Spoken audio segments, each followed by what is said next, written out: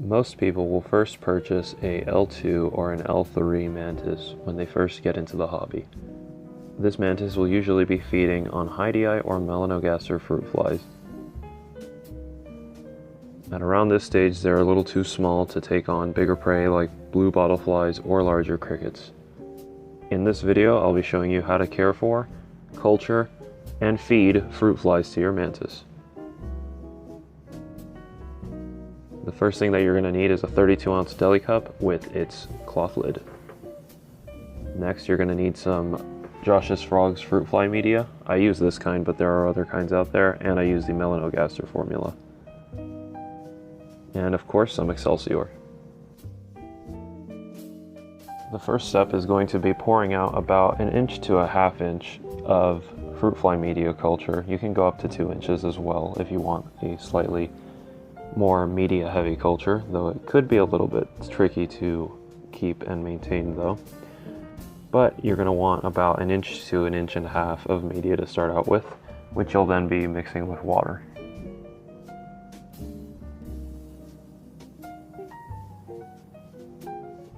When pouring out this particular type of media, I tend to be a little bit more careful and use a fan nearby since it creates a lot of dust that blows up from the actual media itself. It's very fine and powdery. The next step is going to be to boil some water, and this is the same method that you would use to prepare the Repashy Superfly formula. I'm just using a coffee heater, but you can boil it as well.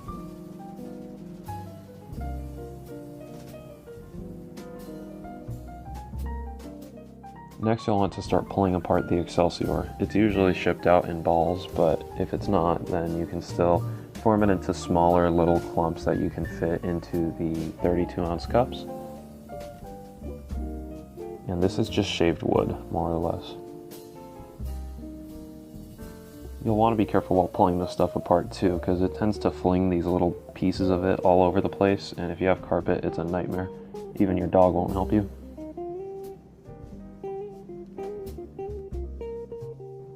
Now that our water has been boiled and is ready to go, we're going to use a bamboo skewer, or at least I am, to mix it up. I just happen to have these handy since I use them for my crested gecko's Pangea diet. And the amount of water that you'll need is usually about 2 times as much media as you put in. So for every inch of media, you're going to want 2 inches of water. But you'll want to add or remove some depending on how your media is looking like. If you have a very grainy, rough looking media, you'll want to add more water until it's a lot smoother on the surface, like a smoothie. Here you can see me adding some more because it's a little too clumpy. A good rule of thumb is if you're able to tap the bottom of the cup against a flat surface and the surface of the media evens out, you should have a pretty good batch of media ready to go.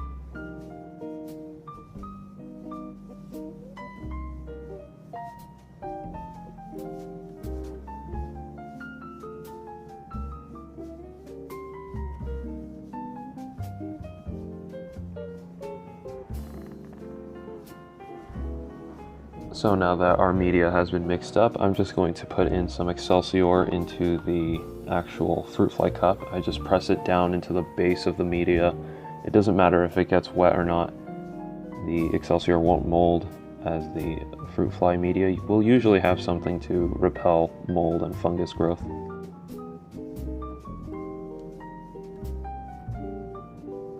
Now we're going to cap our cultures.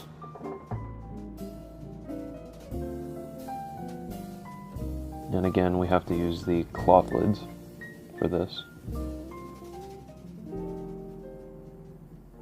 And I'm setting it here in front of a tower fan that I have, but I actually ended up putting it in a fridge for the remainder of the video. Either one works.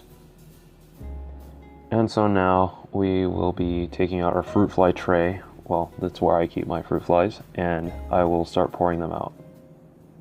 So the first step in this process is to decide which one you're going to start with. I think this is a hobbyists culture here. and I just slowly tap the bottom of the cup against a flat surface, in this case the bottom of the tray, and I pull the lid off and quickly begin to pour and tap out some of the fruit flies into the cup. This is my favorite method of doing this. You can also put the actual cup itself into the fridge for a little bit, but you risk killing your fruit flies, and this seems to be the best way for me. But you can experiment with whatever works for you as well.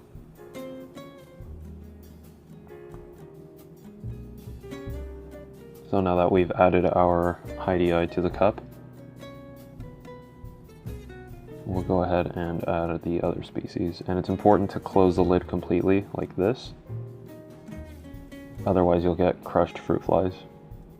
So here are the melanogaster. And you can see that I have this tray coated in a powder. It's actually Josh's Frog's bug blade, and that just helps prevent any mites from crawling across. And here are the two different species. On the left is melanogaster and on the right is hobbyists, one for each of our cultures. So now that our cultures have cooled off, mine have a little bit of condensation from being in the freezer.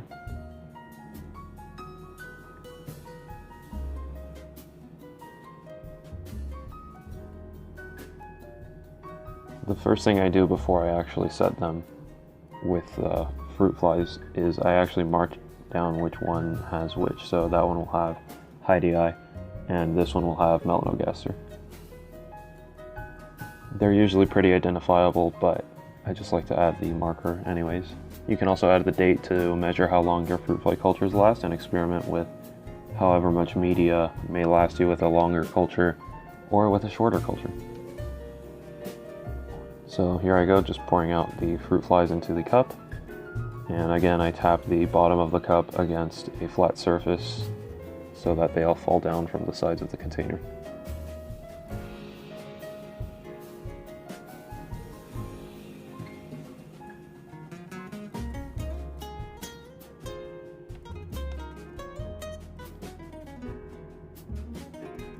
And here I will repeat the process with the melanogasters. Again, slightly tapping it against the desk real quick and quickly pouring them in.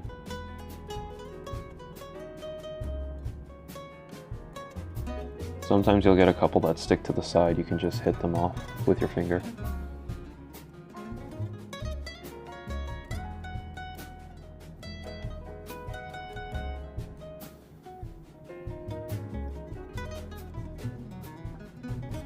Now for this, you'll want to avoid getting that black rim on the top of your culture.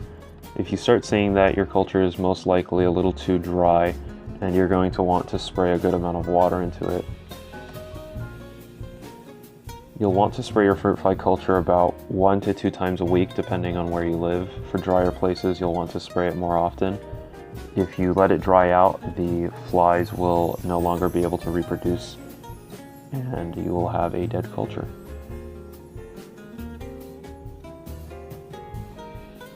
So I just quickly spray some water into the container and I close it up.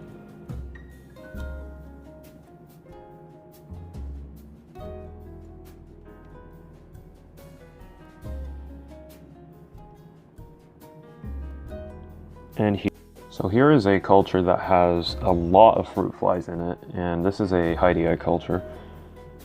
So you can actually see me struggling here a little bit to try and get all of the fruit flies down from the sides. This will typically work in most cases, but you can actually see they're starting to crawl out of the top here, and I just quickly pour it in.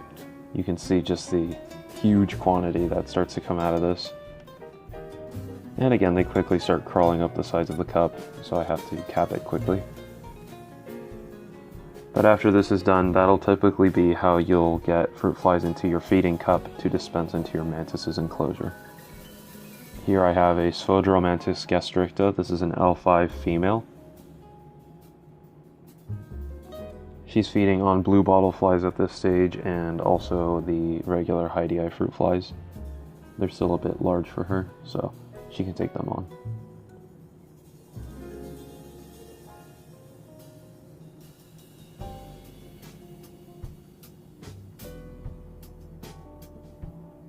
So I quickly spray the enclosure to give it a little bit of humidity. And of course the mantis is interested, so she'll jump right on.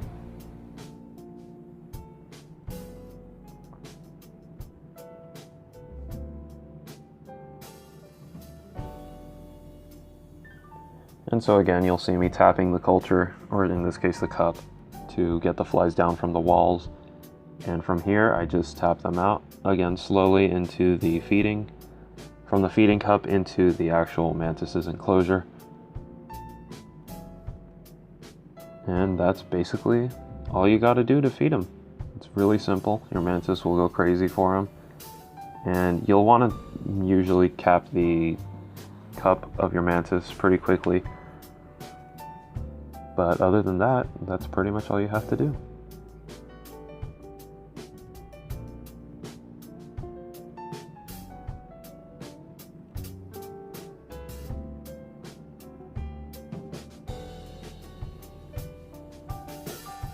I hope this video helped you out with learning about fruit flies, how to culture them, feed them, and care for them, and feed them to your mantids. And if you enjoyed that, maybe stick around for some other videos that I'll make on mantises and my other animals. But thank you for watching.